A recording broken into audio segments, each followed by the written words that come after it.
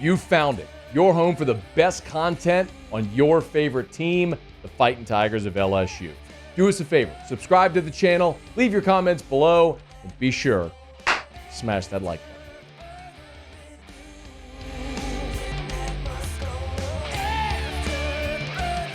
So Tuesday night, a little bit of a surprise.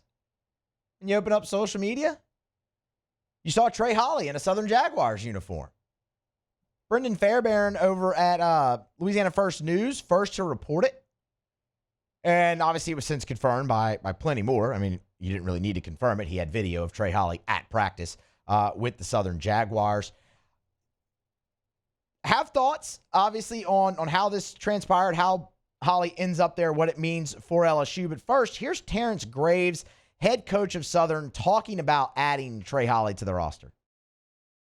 Well, he got enrolled in school, and so we're going to give him an opportunity to work out here. And you know, he paid his way, got admitted in school, and we're going to give him an opportunity to be a part of our program. Let's just see what he does. You know, give him opportunity. Don't put a whole lot of added pressure, extra pressure on him. Just be the young man that he is, and we know him as.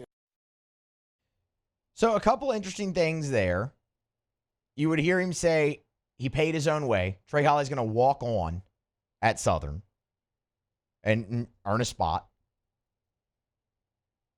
What you didn't hear in that cut, but Graves later did, was confirm that Trey Holly is eligible at Southern. So let's back up a little bit and kind of just the journey for Trey Holly, because this brings a pretty embattled 2+ years at LSU to a close. Trey Holly signs in the class of 2023 with the Tigers. He is coming off setting the state record for rushing for high school football. And he plays sparingly as a freshman. The highlight of his freshman year was the 67-yard touchdown run against Army in mop-up time. Leading into the 2024 season, that's obviously when the shooting incident happened up in Union Parish. It led to Trey Holly having 4 charges against him, including attempted murder. Holly turned himself in and was adamant from day one that he was wrongly accused and wrongly misidentified in the entire ordeal. LSU obviously rules him ineligible indefinitely. The attempted murder charges eventually dropped because, I mean, thank goodness, but 2 charges remained. And after that, you entered this cycle of Trey Holly's court hearing just continually being delayed time and time again. How many times did Brian Kelly have to get in front of a mic and say, oh, the resolution should come here, and then get in front of the mic again and go, well, it got delayed again. We're hoping for a resolution here. And the reasons for this just got more and more absurd. Look no further than the latest on July 7th when the hearing was pushed back because the air conditioner broke in the Union Parish courthouse. That's one of the most Louisiana things ever, but I digress. Now the hearing is hopefully set for August the 28th. But in the meantime, Trey Holly seeks greener pastures, seeks a fresh start, and he'll get that at Southern. And look, I wish Trey Holly nothing but the best. I hope the young man has a resolution soon in this court case, in his legal situation. Again, he has maintained that he was not involved, that he was misidentified. He has maintained innocence, and you were innocent until proven guilty. I hope he has a resolution, and I hope it's a very positive resolution for him so he can get his life back on track and become the football player that I think all of us thought he would be when he signed as a record-setting running back. The other half of this is, where does it leave LSU's running back room for 2025? And the short answer is, well, it's not much different than what you already had because Trey Holly wasn't practicing. I really like where LSU's running back room is for 2025.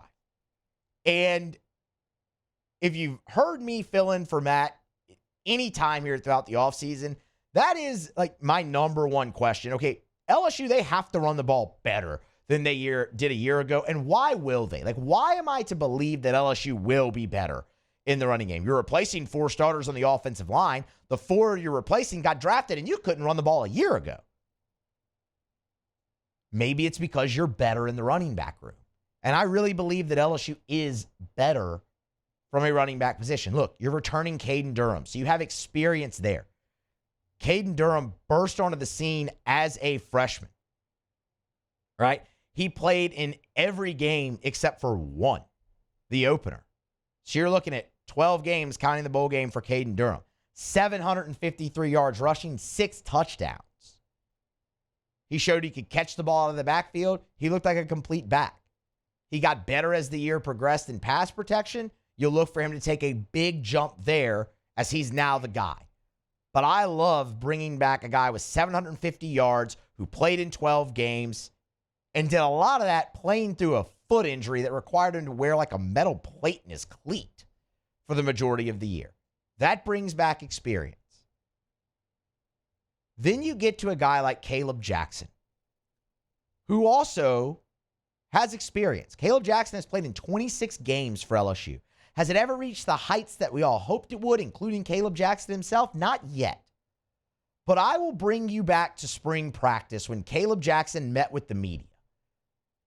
And it was the most impactful media session with a player that we had, was Kaleb Jackson's. I firmly believe that. And it's why I look at him and say, all right, maybe this is the year that he kind of puts it all together. Remember, Kaleb Jackson also ran track at Liberty High School, was very good. He played 2 years of varsity football. He had a lot to learn still about the game of football, about the running back position.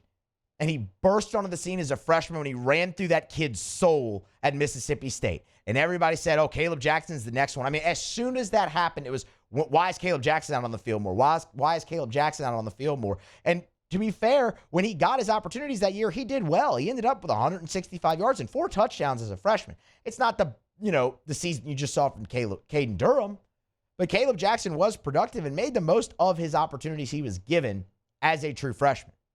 And the hype train started for 2024, and 2024 was disappointing. Only 44 carries and 150 yards. He did not find the end zone. And when Kaleb Jackson met with the media, he talked about the freshman year hype and that he bought into it a little bit. Give a listen. Growth-wise, like I said, I had to get raised stronger mentally going through last year. Like, I went through my freshman year, and everybody saying, oh, Kaleb Jackson, the next this, next that, next this. Oh, he's going to be amazing. And I kind of got high on cloud 9 thinking, okay, it's just going to happen. Like, if I just keep doing what I'm doing, it's just going to happen. And that's not how it happens. You got to stay in the film room. You got to stay doing this, stay doing that, and keep stacking and keep growing as a player. So, really, I just got to think, maybe I can shoot for the stars, but at the same time, I got to stay grounded and spill my feet off. I got to be Kaleb Jackson, you know what I'm saying? Just play like me, run like me, read like me, and, you know what I'm saying, just be great like me. Incredibly mature of Kaleb Jackson to acknowledge that. You know what? I bought into the hype. This is going to be easy. I just have to keep doing what I'm doing, and it'll all work out. And he says, that's not how it happens, and it's not.